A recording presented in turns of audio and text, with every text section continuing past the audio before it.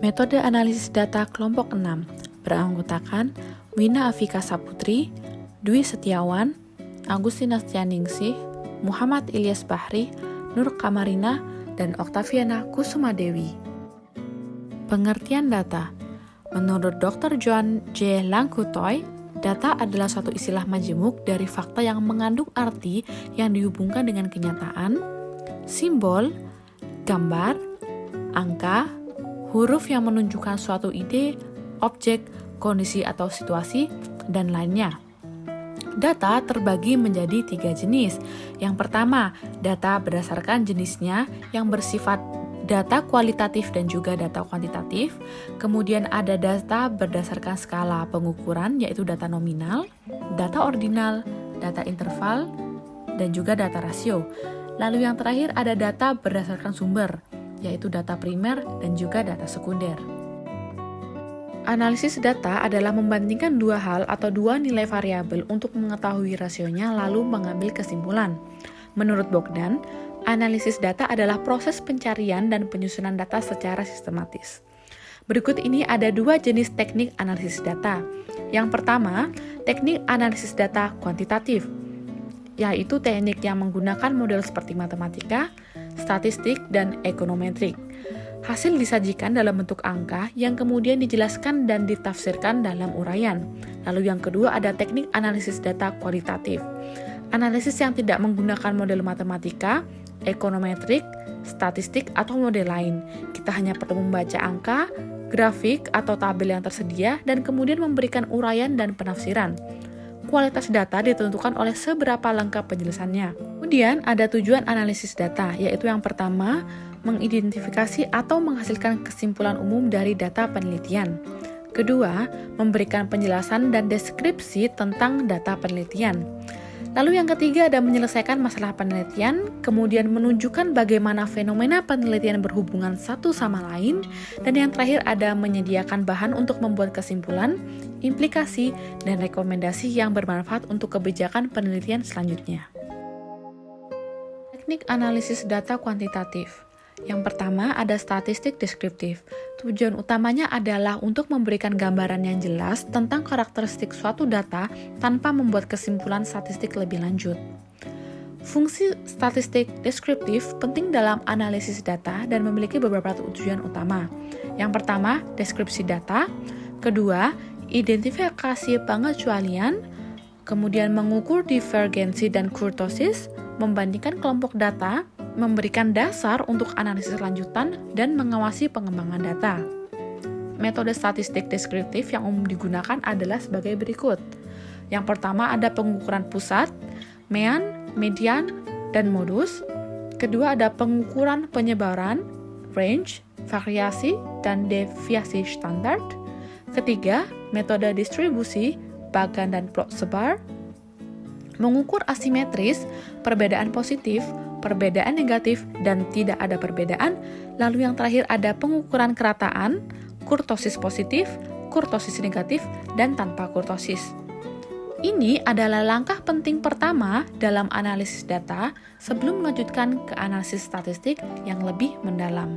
Yang kedua, statistika inferensial, yaitu cabang statistika yang digunakan untuk membuat kesimpulan atau inferensi tentang populasi berdasarkan data yang diperoleh dari sampel. Konsep dasar statistika inferensial ada 4, yaitu sampel dan populasi, parameter dan statistik, estimasi parameter, dan pengujian hipotesis.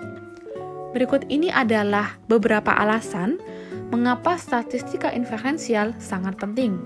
Yang pertama, pengambilan keputusan. Statistika inferensial membantu pengambil keputusan untuk membuat keputusan yang didasarkan pada bukti empiris. Yang kedua, penelitian ilmiah. Dalam penelitian ilmiah, statistika inferensial digunakan untuk menguji hipotesis dan menghasilkan temuan yang dapat dipercaya. Ketiga, pengendalian kualitas.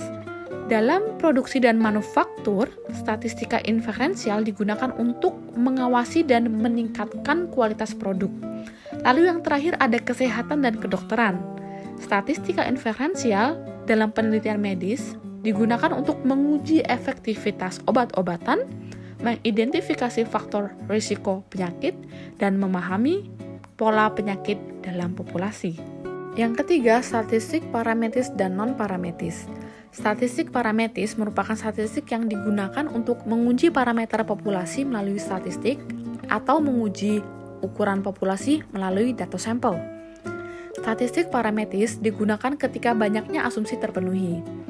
Asumsi yang paling utama adalah data yang akan dianalisis berdistribusi normal. Berikut adalah penggunaan statistik parametris untuk menguji hipotesis.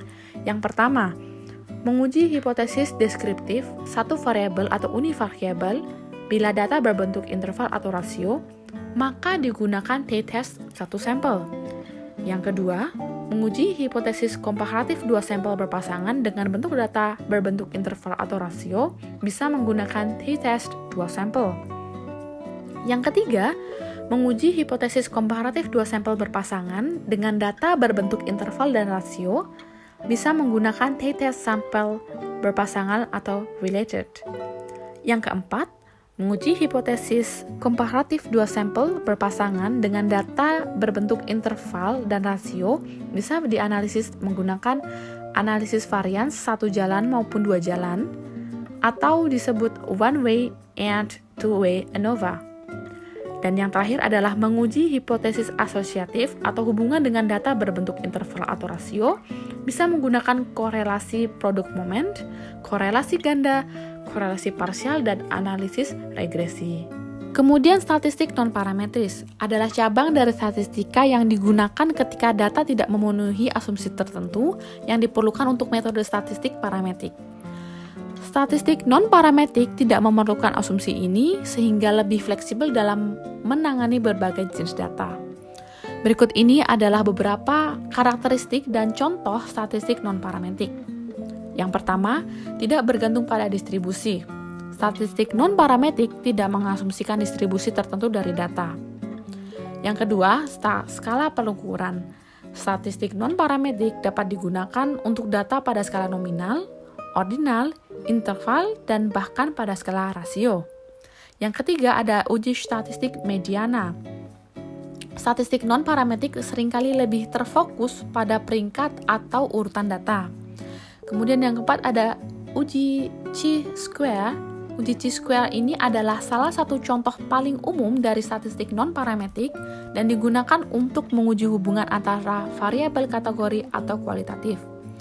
Yang kelima ada uji Mann-Whitney U, digunakan untuk membandingkan dua kelompok independen ketika data tidak memenuhi asumsi distribusi normal. Kemudian ada uji Kruskal-Wallis, ini adalah versi non-parametrik dari uji ANOVA, digunakan untuk membandingkan lebih dari dua kelompok independen.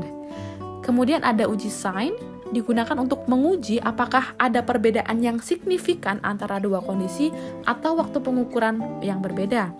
Lalu yang terakhir ada uji Wilcoxon Sine Rank, digunakan untuk membandingkan dua kondisi atau waktu pengukuran yang berbeda pada subjek yang sama.